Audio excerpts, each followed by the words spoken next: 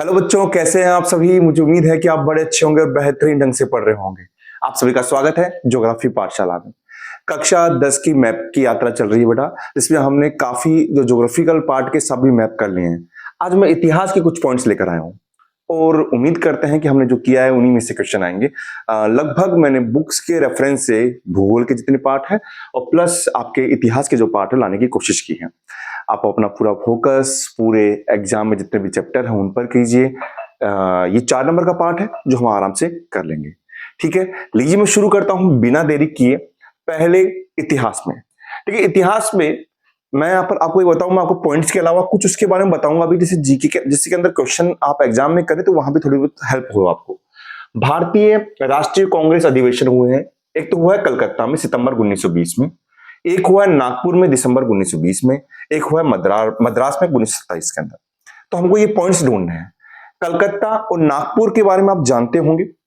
मद्रास, मद्रास वही है क्योंकि चेन्नई का जो पुराना नाम है मद्रास है। अब चेन्नई का नाम आते ही आपके दिमाग में आ गया कि सर चेन्नई तो हम जानते हैं। तो लीजिए हम करते हैं एक बार। कलकत्ता की बात करें तो सर कलकत्ता आपके पश्चिम बंगाल पर जाना है सीधा। आपको पता है यहाँ पर पश्चिम बंगाल है, ये बॉर्डर जो जा रही है ये आपका पश्चिम बंगाल है। ओके जी, इस पश्चिम बंगाल में अंदर की ओर थोड़ा सा ये कलकत्ता है। ये क्या है? कलकत्ता है जो अधिवेशन हुआ है। दूसरी मैंने बात करी यहां पर कलकत्ता के बाद में मैंने बात करी यहां पर नागपुर। देखिए महाराष्ट्र के अंदर अपन जाते हैं तो कुछ चीजें हैं। आपको मैंने मुंबई बताया था, आपको याद आ रहा हो तो। इसके यहां पर नीचे पुणे बताया था, आपको याद हो तो।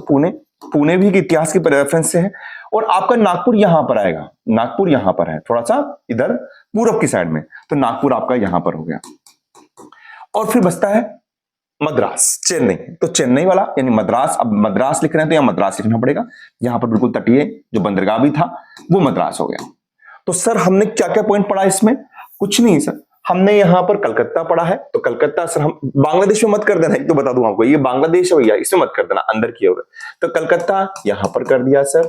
कलकत्ता के अलावा मद्रास है सर, तो मद्रास हमने यहां पर कर दिया सर। तमिलनाडु में मद्रास लिखेंगे और यहां पर तमिलनाडु लिख देंगे।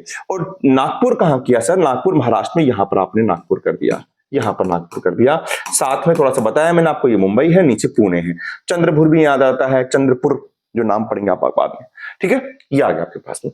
ओके जी, आगे है सत्याग्रह आंदोलन। सत्याग्रह आंदोलन क्या है? जिसमें गांधी जी ने सत्याग्रह के द्वारा वहां पर विरोध जताया था। कुछ पॉइंट्स ले रहा हूं आपका। चंपारण बिहार, यहां पर नील की खेती के विरोध में एक विद्रोह हुआ था 27 के अंदर, 17 के अंदर, माफ कीजिएगा। चंपारण बिहार यानी चंपारण को हमको दिखाना है।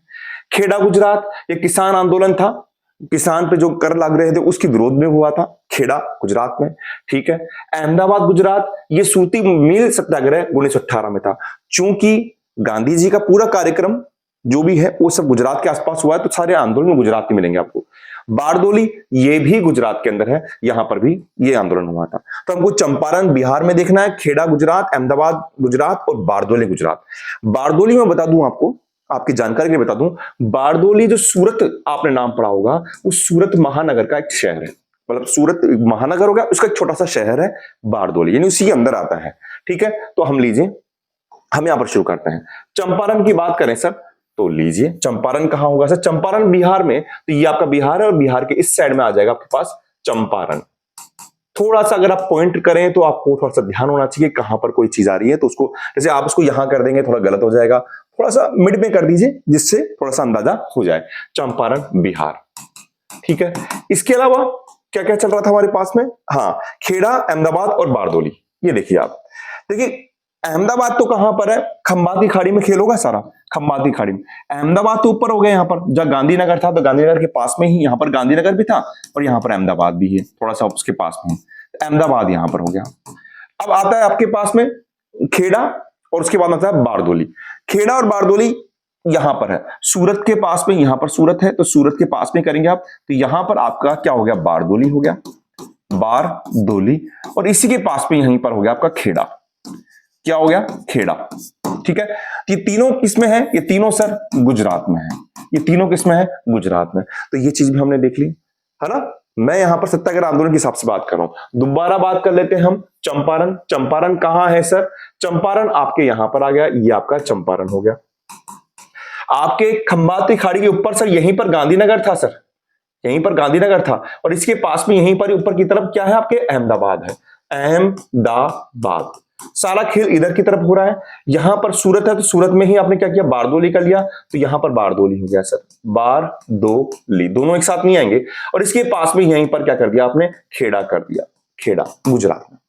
ओके जी सर, चलिए आगे हम देखते हैं कुछ और भी यहां पर आंदोलन हुए हैं, काफी अच्छे हैं। एक तो अमृतसर में, पंजाब में जलियांवाला बाग हत्याकांड हुआ है 1919 में। जनरल डायर आपका नाम सुना होगा, काफी इसमें कहानी है, तो आप इसमें देखेंगे। दांडी गुजरात में है, ये सविनय अवज्ञा आंदोलन हुआ 1930 में, तो आप ये भी याद कर सकते हैं सविनय अवज्ञा आंदोलन क्या था 1930 में। ये नमक तोड़ो कानून था, नमक तोड़ो कानून था। और चूंकि नमक कहां मिलता है आपको बताओ, समुद्र के पास मिलता है, तो दांडी समुद्र के पास में होगा, ये थोड़ा सा ध्यान रखना है। और गोरखपुर यूपी में है, ये चोरा चोरी कांड के उससे रिलेटेड है ना। तो हम लीजिए तीनों लेते हैं, हम यहां पर हम लेते हैं, मैं यहां से ले लेता हूं, यहां पर लीजिए, मैं यहां पर लेता हूं, पहले लिया अमृतसर, तो अमृतसर आपके पंजाब में, यहां पर अमृतसर आ गया, थोड़ा पाकिस्तान की टच की तरफ जाता है, तो अमृतसर यहां पर आएगा, आप थोड़ा सा ध्यान रखेंगे, है ना। अच्छा जी सर, और क्या बताया आपने, आपने बताया सर गोरखपुर, तो गोरखपुर जो आपका यूपी बेल्ट है ना बेटा, यूपी बेल्ट उसके यहां पर है, यहां पर नेपाल के पास में, थोड़ा सा नेपाल से अटैचमेंट भी होता है, गोरखपुर का आप नाम सुने होंगे ना, तो गोरखपुर यहां पर है, गोरखपुर। ओके, गोरखपुर, देखिए।